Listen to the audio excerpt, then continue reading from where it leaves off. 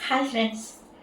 ఈరోజు మనం వ్యక్తిత్వ వికాసం, అదే పర్సనాలిటీ డెవలప్మెంట్ అనేది ఎలా రూపొందించుకోవాలో ఓ కథ వింటూ నేర్చుకుందాం. ఓకేనా? బ్రహ్మదేవుడు, ఈయన సృష్టికర్త. ఈయన సూర్యుణ్ణి సృష్టించి మేరు పర్వతం చుట్టూ ప్రదక్షిణ మార్గంలో ప్రయాణిస్తూ లోకానికి వెలుగులు పంచమని ఆదేశించాడు. అంటే ఒక్కొక్కరిని సృష్టించడం, వాళ్ళకి ఒక్కొక్క డ్యూటీ అప్పగించడం ఆయన పని అన్నమాట. సూర్యుడు అలాగే ప్రయాణం చేస్తూ తన విధిని నిర్వర్తిస్తున్నాడు. మరి సూర్యుడంతటి వాడు ప్రదక్షిణ చేసేటటువంటి పర్వతం కావడంతో మిగిలిన దేవతలందరూ కూడా మేరువుని గౌరవంగా చూసేవారు. ఈ మేరువు వైభవం వింధ్య పర్వతానికి అక్కసు కలిగించింది. ఈర్ష్య పుట్టింది. దేవతలందరూ మేరువుని గౌరవించడం, మరి తనని ఎవరు అంతగా పట్టించుకోకపోవడంతో వింధ్య పర్వతం యొక్క అహం దెబ్బతిన్నది. అంటే ఇంచుమించు ఈ పర్వతం కూడా మేరు పర్వత సమానమైనదే. ఇలా మరి కాలం గడుస్తోంది. ఒకసారి నారద మహర్షి ఒకరోజు ఆకాశ మార్గంలో ప్రయాణం చేస్తున్నాడు. వింధ్య పర్వతాన్ని దాటి కాశీ వైపు వెళ్తున్నాడు. అప్పుడు వింధ్యుడు నారద మహర్షిని ఆపి పలకరించింది. మహర్షి, మా పర్వతాలలో మేరు గొప్పదా, నేను గొప్పదాన్నా అని అడిగాడు వింధ్య పర్వతం. ఆ ప్రశ్నకి నారదుల వారు, మీ ఇద్దరూ ఉన్నతులే, ఎవరి గొప్పవారిదే అని చెప్పి నారాయణ నారాయణ అని నారాయణ జపం చేసుకుంటూ ముందుకెళ్ళిపోయాడు. నారదుడి సమాధానం వింధ్య పర్వతానికి నచ్చలేదు. ఇంకొక రోజు వింధ్యుడు ఉండబట్టలేక సూర్యుణ్ణి అడ్డగించి, ఓ కర్మసాక్షి, ఎన్నో సంవత్సరాలుగా గమనిస్తున్నాను, నువ్వు ఆ మేరు పర్వతం చుట్టూనే ప్రదక్షిణగా తిరుగుతున్నావు. మరి నా వంక చూసి కూడా చూడనట్టుగా ముందుకు సాగిపోతున్నావు. నీకు ఇది ఏమైనా మర్యాదగా ఉందా అని నిలదీశాడు. దానికి సూర్యుడు అన్నాడు, నేను సృష్టికర్త అయిన బ్రహ్మదేవుడు ఆజ్ఞాపించాడు. అలా ఆ ఆజ్ఞ మేరకే నేను మేరుపర్వతం చుట్టూ పరిభ్రమిస్తున్నాను. నేను లోకరీతిని తప్పరాదు, ఎందుకంటే జీవుల మనుగడ ప్రమాదంలో పడిపోతుంది అన్నాడు. మరి ఈ సూర్యుడి మాటలు వినే స్థితిలో లేడు వింధ్య పర్వతం. లోకరీతి ప్రకారం నాలాంటి ఉన్నతుల మాట కూడా నెగ్గాలి. రేపటి నుంచి నువ్వు నా చుట్టూ కూడా తిరుగు అని హుకుం జారీ చేశాడు. అయ్యా, నేను అలా చేయలేను.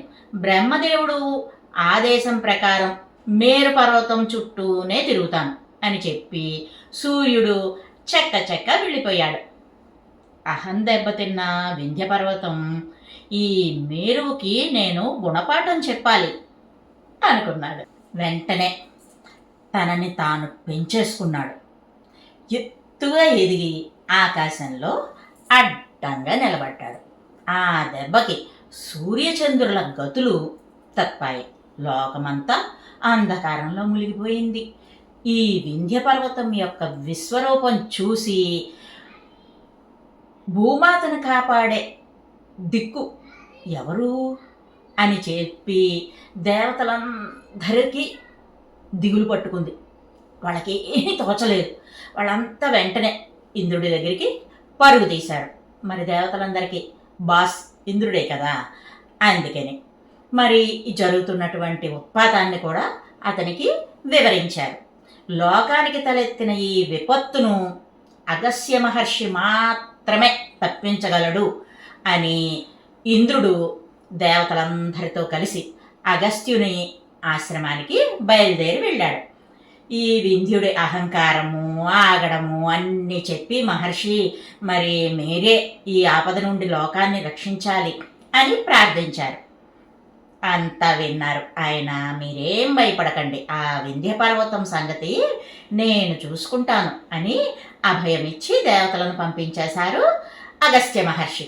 దేవతలందరూ స్వర్గానికి వెళ్ళిపోయారు. అప్పుడు అగస్త్యుడు తన భార్య లోపాముద్రతో కలిసి వింధ్య పర్వతం వైపు బయలుదేరి వెళ్ళారు. దేవతలు, మునులు, మహర్షులు ఎవ్వరూ తనని పట్టించుకోవట్లేదని అలిగి ఉన్నాడు వింధ్యుడు.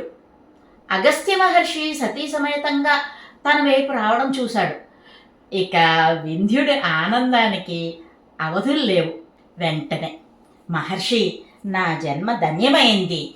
నేను తమ వద్దకు రాలేను అని తెలిసి మీరు నా జన్మని పావనం చేసేందుకు నా దగ్గరికి వచ్చినట్టున్నారు. మీకు నేను ఏ విధంగా సేవ చేయగలనో ఆదేశించండి అంటూ అగస్త్యుడి ముందు మోకరిల్లాడు వింధ్యుడు.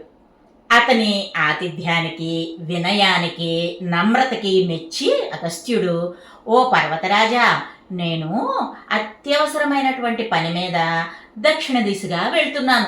మరి నువ్వేమో దారికి అడ్డంగా ఎత్తుగా ఎదిగి నుంచున్నావు. నేను అసలే పొట్టివాణ్ణి.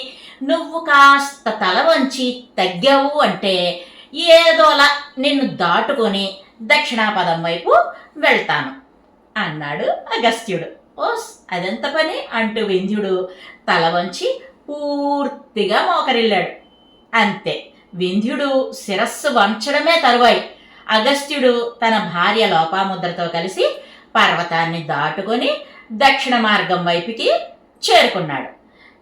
ఇలా పర్వతాన్ని దాటిన వెంటనే వింధ్య పర్వతంతో, ఓ పర్వతరాజా, నాకో పని చేసి పెడతావా?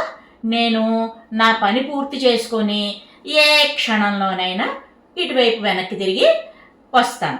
అందువల్ల నేను మళ్ళీ తిరిగి వచ్చే వరకు నువ్వు ఇలాగే ఉన్నావు అంటే నేను సులువుగా నిన్ను దాటి నా ప్రయాణం పూర్తి చేసుకోగలను అన్నారు అగస్త్య మహర్షి.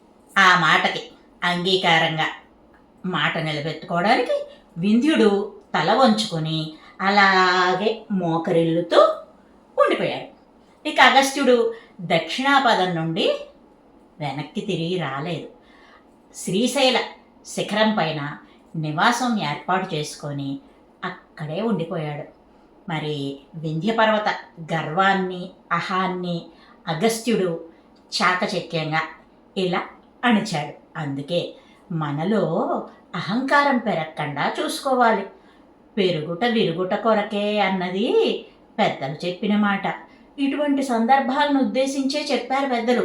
సో ఎంత ఎదిగినా ఒదిగి ఉండాలని ఈ కథ మనకు చెబుతోంది. లేకుంటే ఎవరైనా పెద్దలు వచ్చి వంచడం మాత్రం ఖాయం. బాగుందా? మరో మంచి కథ మీతో చెప్పడానికి ఇంకో వీడియోలోకి మళ్ళీ వస్తాను. By bye friends.